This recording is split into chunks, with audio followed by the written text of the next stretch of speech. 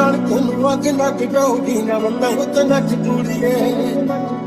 ਉਹ ਪੱਕੀ ਕਣਕ ਨੂੰ ਅੱਗ ਲੱਗ ਜਾਊਗੀ ਨਾ ਵਟਾਂ ਉੱਤੇ ਨੱਚ ਕੁੜੀਏ ਐਵੇਂ ਮੁੰਡਿਆਂ ਦੇ ਮੂੰਹ ਦੇਗੀ ਕਾਲਜੇ ਐਵੇਂ ਮੁੰਡਿਆਂ ਦੇ ਮੂੰਹ ਦੇਗੀ ਕਾਲਜੇ ਨਾ ਰਾਟ ਵਾਂਗ ਮੱਚ ਕੁੜੀਏ ਮੱਚ ਕੁੜੀਏ ਮੱਚ ਕੁੜੀਏ ਨੀ ਪੱਕੀ ਕਣਕ ਨੂੰ ਅੱਗ ਲੱਗ ਜਾਊਗੀ ਨਾ ਵਟਾਂ ਉੱਤੇ